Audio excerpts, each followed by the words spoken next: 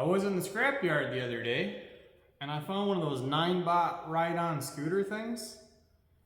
Half of it was missing, but the other half had kind of a good wheel on it.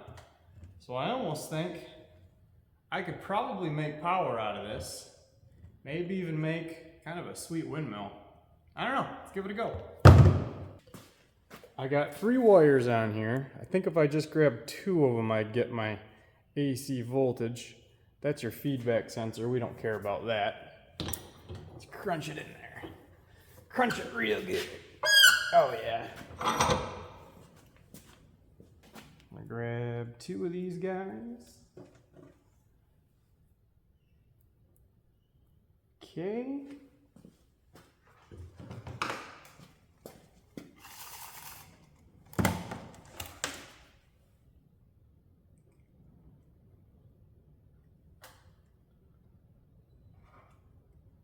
Sure nothing's touching.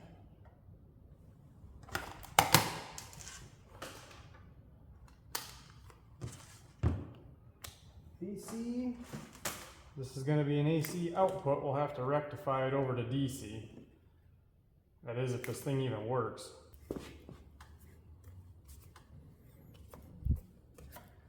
Look at that. I saw 10 volt there. Let's see if we can get more.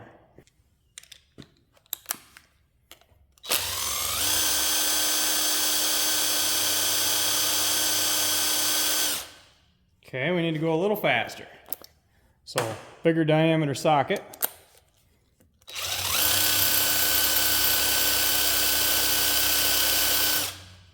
$12.4.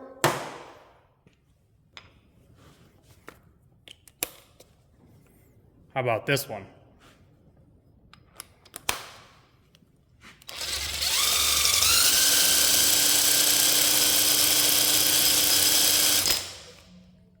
I think we could work with this.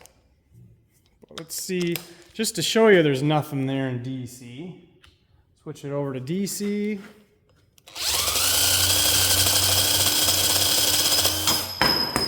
Well, there goes my socket.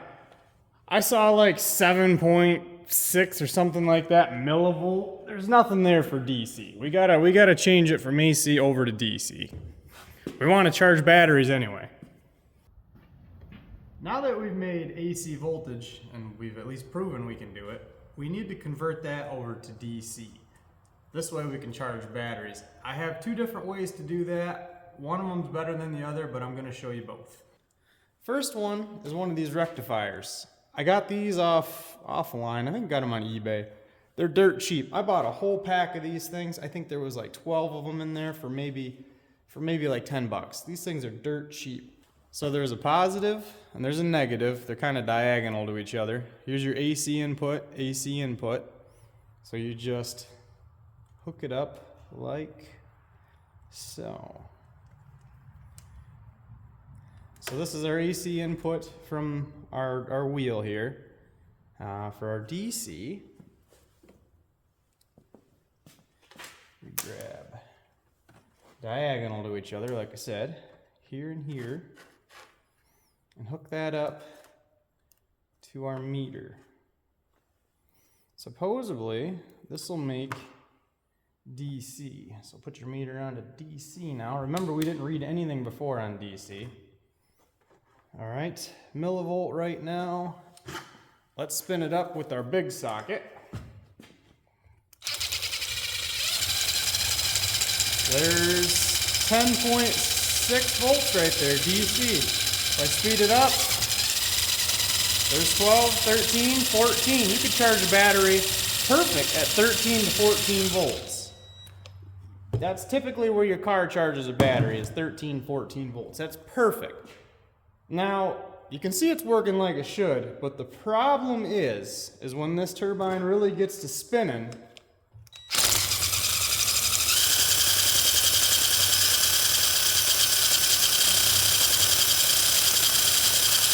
see that? I got all the way up to 24 volts, and I really wasn't spinning it that fast.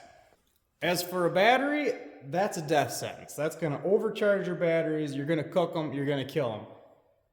This works, but you're probably going to cook all of your electronics, this isn't going to work well. There's no over voltage protection. There's also no under voltage protection, meaning you could be putting in way too low voltage. You're not doing anything sensitive you have on here. It's not good for it. I have a much better option. I'll show you that. Here's your better option. Automotive voltage regulator. You can get these dirt cheap, and these are what's on cars. Well, some cars, depends on the style of them. But this is the general principle behind what's on cars. This is what's on the fork truck there, my tractors. This is your setup. Why reinvent the wheel? It's already been made. You can get these on eBay, 14 bucks or less. Why reinvent the wheel here? So here's your AC input right here, and here's your DC output. I'm assuming we ground to the case on here. Let's hook this up. So we have our AC input right here. Right now I'm just going to grab these terminals just to prove proof of concept here. And then our output, let's put our positive test lead on there. I can't quite get into that terminal, so I need a chunk of wire. Okay. Grab that on the positive. The negative, I'm going to grab the case. And let's give her a go.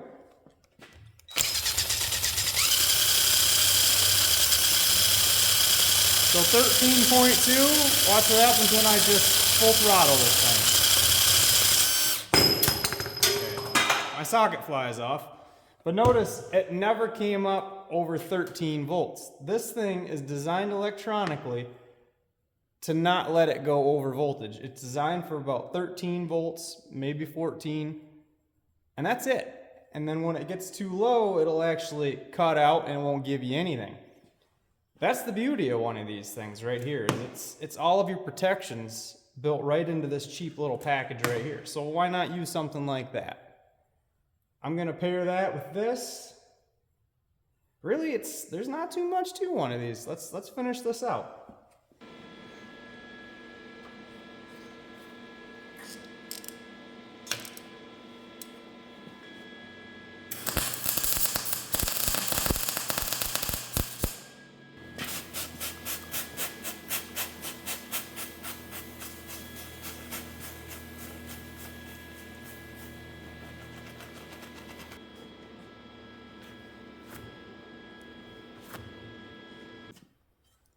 I got this fan blade out of the scrapyard as well.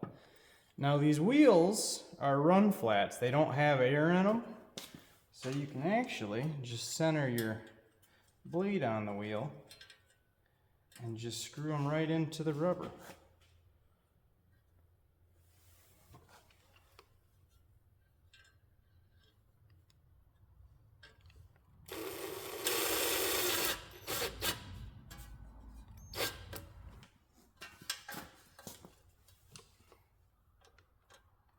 Don't try this on an air tire.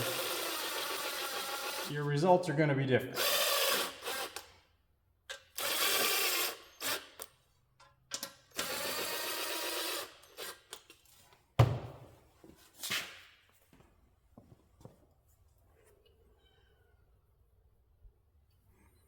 Well, I got her done. As you can see, I did change out the fan blade for a bigger one. I wasn't happy with that little one that I had. Made a big difference putting this on there. It catches a lot more wind, and just a breezy day alone is enough to really get this thing going. So let me walk you through what I got going on here. You got your brushless motor here, which is going to emit AC current. From there you go to your voltage regulator / rectifier assembly, and then from there it goes to a solar charge controller. I used a solar charge controller because, well, you can get ones for wind turbines, but they're like 3 times or more the money. They're actually kind of pricey. Solar charger controllers, dime a dozen. You can get them anywhere. They're plentiful because it seems like everybody's got solar panels anymore. So I got this online. It was less than $10 delivered to my house. How can you go wrong? But the thing you need to know about these is you need something, if you're going to use a brushless motor like this, you need something to convert it to DC, because solar panels emit DC voltage. And if you feed this AC, nothing's gonna happen. It's not gonna work. So you did need the voltage regulator with the rectifier in it. This thing will take up to 24 volts. As we know, if you really get this spinning, it'll come up over that. So again, need this assembly. You can get these anywhere, just like a voltage regulator / rectifier, easy to come by. So we feed from the motor to our assembly here. There, it goes to the controller. I used weatherproof connectors. The idea is I was going to be able to leave all this out. This I kind of thought was waterproof. It's not. So I will have to put this in a plastic panel, just a little box, a waterproof box. But it's nice to see for demonstration purposes everything out. So it's pretty straightforward. These are pretty easy build. From there, we then run to this cord here, which goes down to our battery. Just got some alligator clips. It's nice because you can change your whole battery setup on the fly. You can make it portable. If you want to take it somewhere, you can clamp on any battery combination you got. And if you want to just charge your car or something, you can just hook it right up, set this next to the car, and you're good to go. So I would recommend using a controller because it will monitor your battery voltage. It's going to tell you what's going on. I mean, it even gives me a readout right now. So that's nice. It'll keep you from overcharging the battery, and it'll keep you from depleting the battery too much. It's kind of nice. I was informed by the tire when I took the old blade off that this was actually an air tire. I didn't realize it. When I took the screws out, air just started hissing out of it. It works the same regardless. If you were worried about it, you could put a bolt all the way through the tire, but the screws I used are more than sufficient. This whole thing's mounted on a tripod. I just had one laying around. And the nice thing is it'll pivot in the wind. I don't know if I need to put a fin on it. I don't think I'm gonna worry about it right now. We'll find out when we get to using it. So I'll give you a little demonstration. You can see it reads 12.4. This battery is pretty low. It's been sitting on the floor for a while. Here's your motor hookup, the solar panel symbol. There's to your battery. This is to a load, like a DC load. You could run your inverter right off of here. And this way, if the battery gets too low, it'll cut off your inverter and you won't drain your battery down too much. You also get a phone charger. But what'll happen here is when this gets to spinning, you should see a solar panel icon right here with an arrow pointing to the battery. That tells you that you're charging. So let's spin her up.